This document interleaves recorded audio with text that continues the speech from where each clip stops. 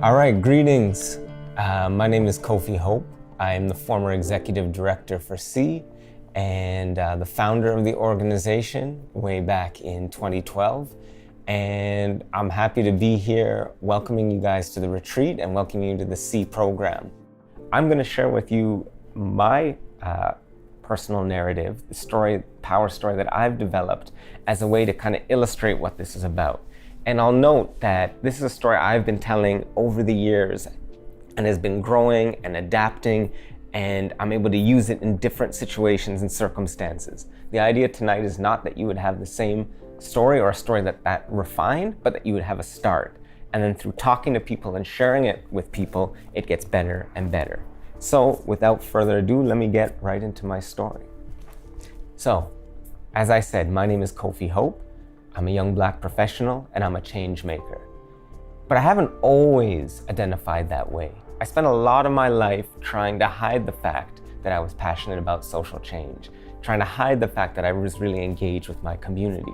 Let me give a little bit of my journey. So I grew up all across Canada. I was born outside of Toronto. My parents had just come back from living in the tiny island of Antigua and Barbuda, and were staying with family. And then I was in Edmonton, I was in Northern Ontario, I was in Southern Ontario, in a lot of small towns. And it wasn't until about 13 that we moved to Mississauga, to the big city. And I think some of you might remember grade 6 and grade 7, what that's like. Kids don't tend to be the nicest at that age. And for me, I was showing up with an unusual family background. I was showing up having lived in different parts of the country. I had very strict parents, so I wasn't allowed to I didn't have Nikes. They weren't gonna spend money on kind of fancy clothing. I wasn't allowed to watch all of the music videos or the TV that other kids had, wasn't exposed to the music. So I stuck out. I didn't seem normal. And especially for a young person of African descent, I seemed weird to kids, especially other Black kids would say, "Why do you talk this way? Why are you interested in that stuff? Like, what's wrong with you?" And those first couple years I got bullied. I didn't fit in and it was just miserable. I remember just, getting up in the morning. I hated going to school, hated being there. At the same time, I was really involved. I was like vice president of the student council. I did volunteering through church. I was a Boy Scout. I had all these places where I was out actively involved, volunteering, giving back. And of course, when kids were looking at me, those were some of the things they brought up. Like, why are you doing this? Why are you being such a nerd? Why are you a part of that? And what happened was, by the time I went to high school, I said, okay, that was rough. I don't want to repeat what happened in junior high. What's important to me now is to be popular, is to fit in, is just to have kind of a normal life. So what did that mean? It meant a lot of that work to give back, that change work. Either I stopped doing it or stopped talking about it. And I focused on what it meant to be popular, to be part of the in crowd. That meant getting a little job, so I had some of my own money, so I could buy my Timbs, got an Averex jacket. It was all about, the clothing, having the right kicks, getting up in the morning, having your toothbrush, brushing your Timberlands so they could really shine, or your Air Force Ones, and being around the guys who were popular. At the time for us, being an MC, being a rapper was important, so we were always kind of banging on the tables and freestyling. But I also started having friends in certain crews who, as you know, in high school, more popular people tend to be people doing more negative things. And for a while, in grade 9 and grade 10, it was cool. You could roll with those guys. That wasn't the lifestyle for me, but you could be associated with the guys who were always getting in fights, maybe selling weed at the back of the school, robbing people occasionally, doing certain things that gave them that popularity. And maybe they were really good people when you knew them one-on-one, but were living a lifestyle that was not proper, really, at the end of the day. And as I got older and things started to get more serious, I found myself silencing myself when things were happening that weren't right.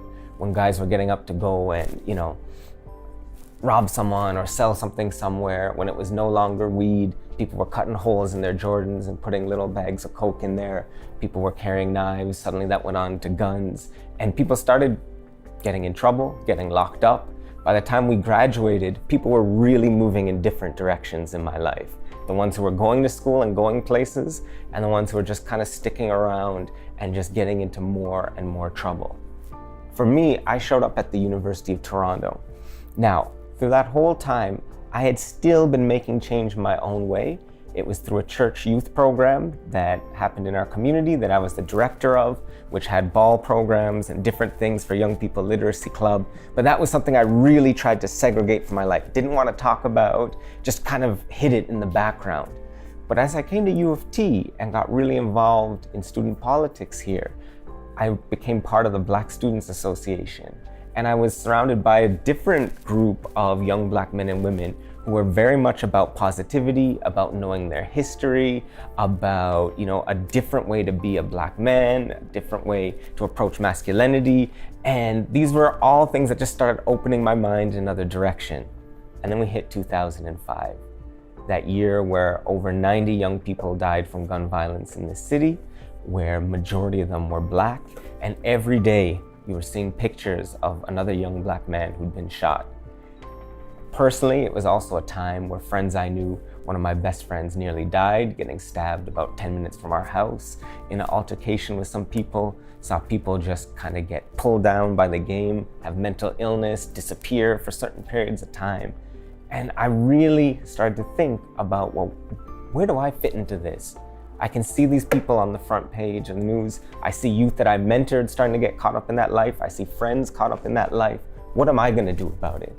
And the rhetoric was always the same thing, that there was something wrong with Black youth, that we were like this foreign species that had invaded Toronto with our gun violence and being bad fathers and gangsterism. It was just this racist rhetoric all the time that you were hearing.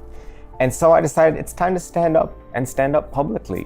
And it meant, as young students, I called a meeting. It was in a library near Regent Park with the different Black student groups in the city. At that point, I was president of the Black Students Association. And I said, we need to do something different. And we need to have a voice in this debate about what's really happening. The fact that 99% of Black youth are about positivity, are about transforming their community, and aren't part of that lifestyle. And actually, those Black youth are not the problem, are not a disease to be cured. We are the solution, we are the cure, because it's through our influence on our friends we can create a different alternative in this city. So we started speaking out, we started organizing to go to high schools.